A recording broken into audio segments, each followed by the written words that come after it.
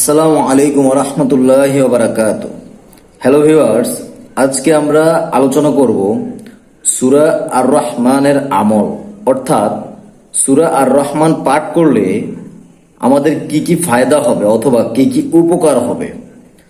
ভিডিওটি শেষ পর্যন্ত দেখার জন্য অনুরোধ রইল।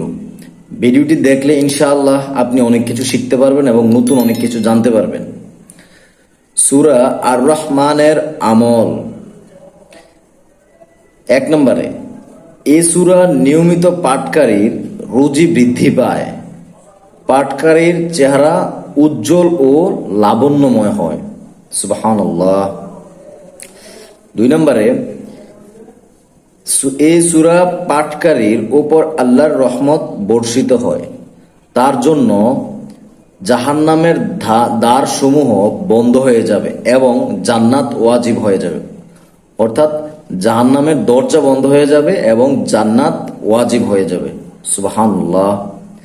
3 নম্বরে, এই সূরার ফাবি আইয়ি আলাই, এই আয়াতটি 2 বার পাঠকারীর সর্বদা ও সর্বক্ষেত্রে মান সম্মান নসিব হয়। সুবহানাল্লাহ।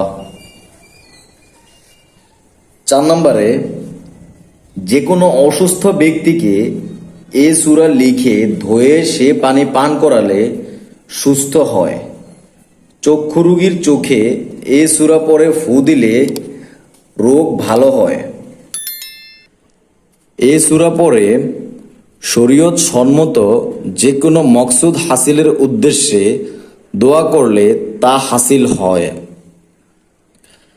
5 নম্বরে, একাধারে 40 দিন পর্যন্ত এই সূরা পাঠ করলে এবং ফাবিআইয়ি আলাই, এই আয়াতটি পড়ে সূর্যের দিকে ইশারা করলে সকল মানুষ তার বাধ্য ও অনুগত হয়ে যাবে।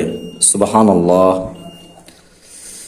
6 নম্বরে, প্লীহা রোগে আক্রান্ত ব্যক্তির প্লীহার উপর এই সূরা পাঠ করে দম করলে ইনশাআল্লাহ ওই ব্যক্তির আর প্লীহা রোগ থাকবে না। সুবহানাল্লাহ। 8 নম্বরে, রুজি বৃদ্ধির জন্য এই সূরার আমল বিশেষ ফলদায়ক।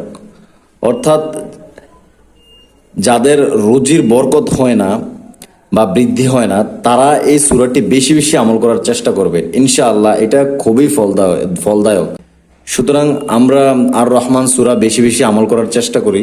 ইনশাআল্লাহ আমাদেরকে আল্লাহ তাআলা সবকিছুতে বরকত দান করবেন। ভিডিওটি ভালো লাগলে ভিডিওটি শেয়ার দিয়ে অন্য সবাইকে জানার সুযোগ করে দিন। আসসালামু আলাইকুম ওয়া রাহমাতুল্লাহি ওয়া বারাকাতুহু।